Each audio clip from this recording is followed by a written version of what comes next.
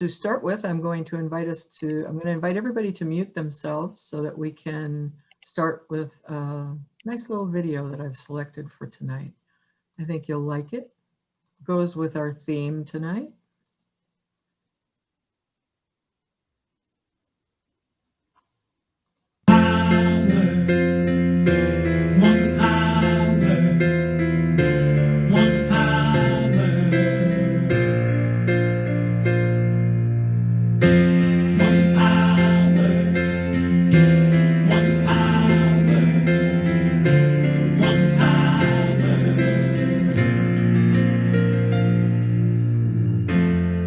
One power, invisible, and you see it everywhere and every day.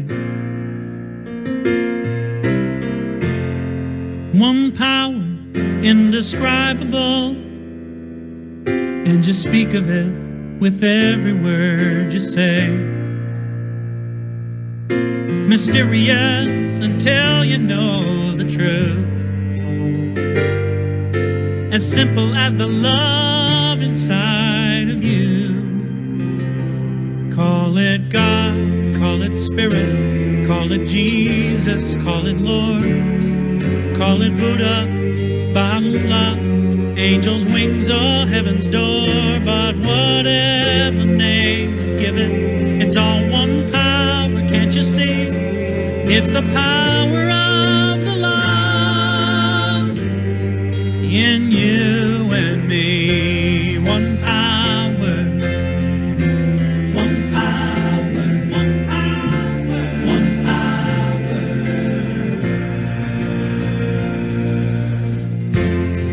We speak so many languages, different clothing, different colors, different names. The different is only dangerous when we forget that in the heart we're all the same. And we'll remember once we close our eyes to see that such distances were never meant to be. Call it God, call it Spirit, call it Jesus, call it Lord, call it Buddha, Baha'u'llah, Hashem or heaven's door. It's Muhammad, it's your mind, it's your soul, or it's your sign. It's the universe, it's music, Mother Earth or Father Time. But whatever name you give it, it's all one power, can't you see? Whatever name you give it, it's the very air we breathe. Oh, it's the power of the love in you and me. One power, oh, one power is what we are. One power, one power.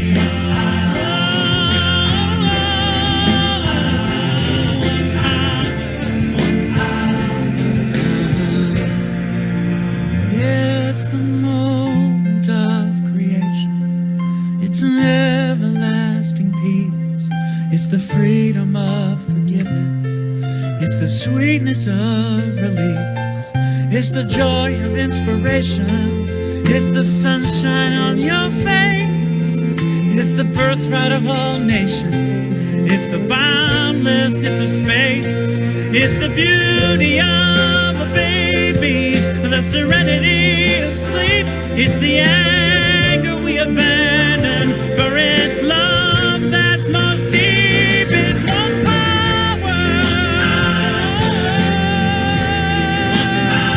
It's one power. What we are is one power.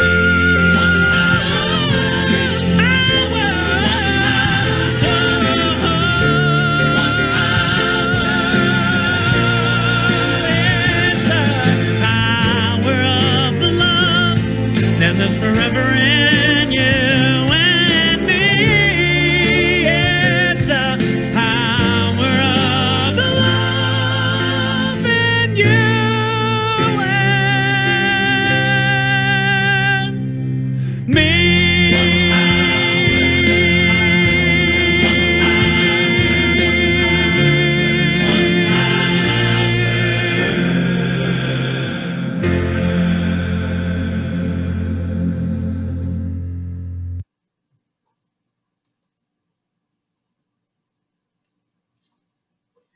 Well, there we have it. I love that. I love that song and I love that video. So now I'd like to introduce Treasure Wild. She's our practitioner for tonight.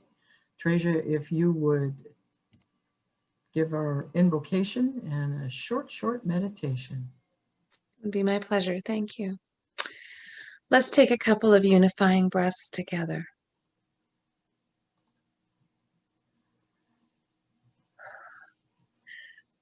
And releasing and relaxing. Coming together now, bringing our consciousness and presence into harmony. We recognize and realize the oneness of the universal spirit that is here now with us as us. We bring our focus and attention to this good word Reverend Nan has lovingly prepared for us. We bless this time with gratitude and fill it with the intention of expanding consciousness of this divine presence. And we affirm this together by saying, and so it is. Let's take a few moments now to sit silently and allow the loving divine presence of spirit to fill and overflow us as we relax, release, and breathe. I'll mind the time and call your attention when we are complete.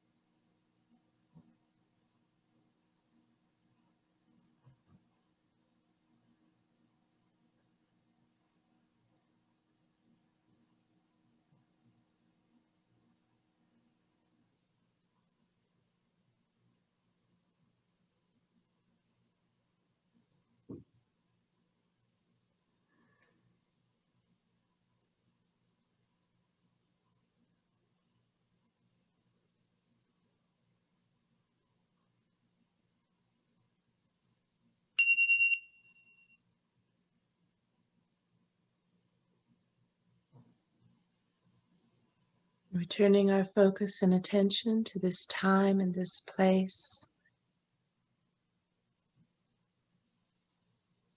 Coming fully present now.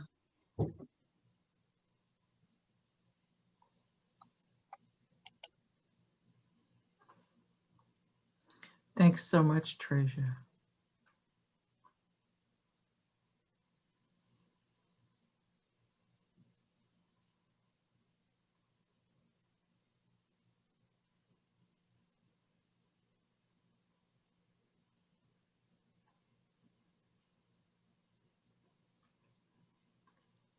Well, welcome back, everyone, from that lovely, peaceful moment.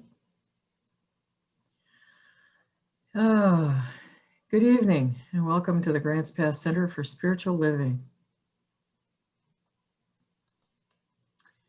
I am Reverend Nan Bankston, and I am so happy to be with you tonight. You know, this has been quite a day for our country. The peaceful transfer of power took place. Everyone is safe. And we look to a new time in our country. I recognize that many folks still have fear about the future. And I'd like to share what our founder Ernest Holmes said about that.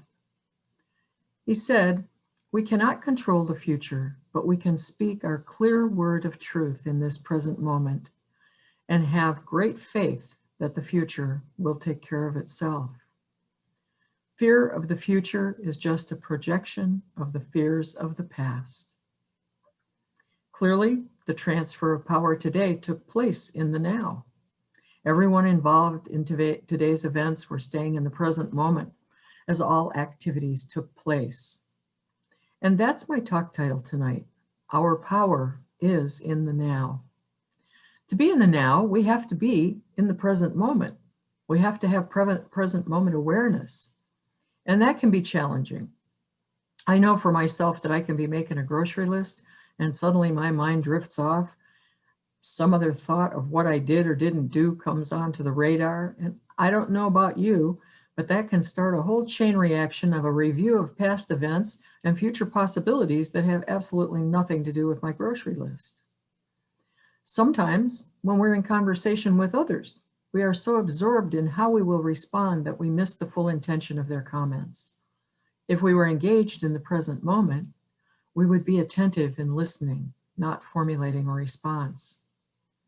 And when we are using our divine power in the present moment, we have the opportunity to respond in love. A great question to ask ourselves is this: are we truly living in the now moment, or are we distracted and unavailable to that infinite loving presence that can always guide us in wisdom? Or are we caught up in worry? The greatest time waster of all is worry. Learn to stop worrying. Worrying is a negative habit that traps energy and prevents us from living in the present moment. We can give it up. We can practice using that infinite power to tune our attention.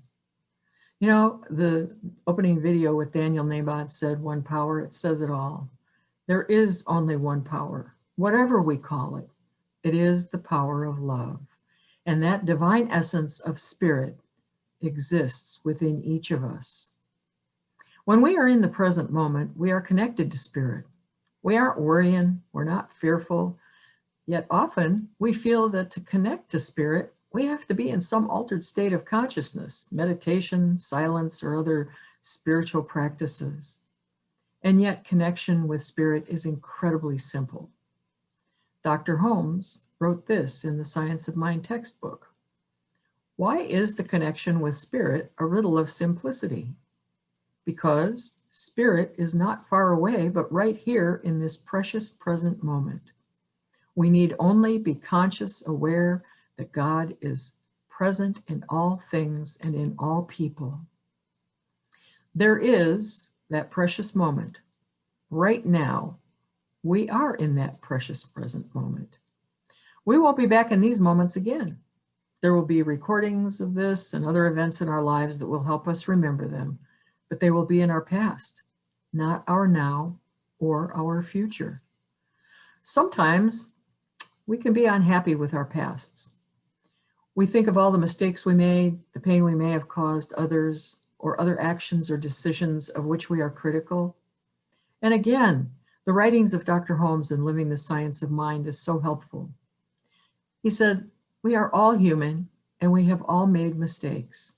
The starting point for creating a better future for ourselves is to deliberately free our minds from the mistakes of yesterday and feel that they need no longer be held against us. They need no longer be a liability." So just how do we move from the past? By being aware of the present moment. In this present moment, we can practice forgiveness for ourselves and others for any mistakes. Dr. Holmes said there is a connection between forgiving and healing. Most people have a deep unconscious sense of guilt, even though it seldom rises into conscious perception. If we have a deep sense of divine forgiveness, that there is nothing in the divine nature which holds anything against us, we shall carry at the very center of our being a healing power. We explain that the guilt is a result of mistakes that all human beings make through lack of awareness, and that spirit does not see the mistake, but only sees goodness. Now, how can pure goodness see anything other than itself? To know that our mistakes are blotted out and remembered no more against us forever will do more for us than any other single attitude of mind. You know, one of our great spiritual practice methods is forgiveness. First for ourselves, then for others. It cleanses the mind, the body, and the spirit as we engage in it. As we let go of perceived mistakes, hurts, and injustices, the ever-present love of spirit fills us. For that love is always, always present. We can learn from those experiences and become more mindful of our choices and actions. We can shift to a practice of mindfulness in our activities and responses. And what is mindfulness? Well, Dr. Holmes describes it this way. Mindfulness is the practice of paying attention in the present moment, objectively observing the behavior, attitudes, and beliefs of ourselves and others. In other traditions, it's been called self-observation, the ability to impartially observe our own personality and make changes is a fundamental key to spiritual growth. That requires living in the now and exercising our personal power in life-affirming ways. We are always at choice, one of the great spiritual principles of our teaching. We can always make new, life-affirming choices, regardless of the past. Right now, we have the precious present moment that is always our creative playground to delight in. We are all spiritual beings, infinite and eternal in our nature. The field of all possibilities is available to us without limitation. We can choose in the now moment to access and shine our light wherever we go, whatever we're doing. We can choose to respond with love. I quote Dr. Christian Sorensen, "To dissolve delusions, you must choose to rid your mind of fear and any of the perpetual beliefs in limitation, and remember your true divine nature." When we learn to live in the present, we know that life is for us today. When we live in the present, we live in awareness of that one power from our opening video. We know that regardless of how others know it, there is only one, and we are a part of it, and therefore must be all one, connected through love and peace. So I invite us to consider this quote as we continue our lives this week from Dr. Holmes. This is from Living Without Fear. He says, "Let us take a look toward the high goal of lasting attainment, fearless and happy. Let us live in the present, looking neither backward in horror nor forward with apprehension, but looking into the present with joy, abiding in faith." And so it is. So I'd like to take this to prayer right now, as is our custom. So I just invite you to take that breath in this present moment, feeling that divine presence within. Just invite you to bring that to the forefront of your mind, whatever that loving presence is for you. All of those beautiful pictures in that video that are the divine in life forms. And in this present moment, I know that each one of us here, and those who are beyond the sound of my voice, live, move, and have their being in the divine, that we are all part of that infinite, interwoven, intricate web of love and life, that we are ambassadors in this time and place of peace and love and harmony and kindness and compassion as we create a new world that works for all. I bless each and every being as they move along their life plan. I move to the idea that everyone has infinite potential within them, And I call that forth now for the highest and best good for everyone here and everyone beyond. I speak a word of blessing for all individuals who have experienced loss with the pandemic, who are struggling now with the disease, and for all of those first responders, for all the people on the forefront in healthcare, for everyone everywhere who has brought forth miraculous technology to improve that situation. I speak a word of peace and blessing upon the leaders of this country and all nations, knowing that it is in the infinite wisdom of the divine mind that the highest and greatest good for all humanity can come forth from individuals who are filled with love. And I speak that love now into this word and time. In this present moment, right now, right here, I know there is only one power, one presence, and that power is one that we can use for good. So I give great thanks. I give great thanks for this time, for the technology that brings us together, for all of the opportunity to move forward in a new world, making new life-affirming choices as we become aware of the unity and the oneness that is inherent in our divine nature. So I simply release this word, giving great, great thanks into the law of mind, knowing that it is already done, for it always says, yes, my beloveds, yes. And so it is. And so it's time for our prosperity affirmation, and I need to get that little thing into the chat so you can see it. I just want to thank everyone for their generosity in continuing to support our center.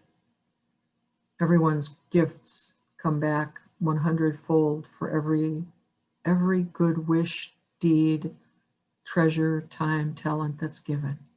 It is always returned in a reciprocal universe.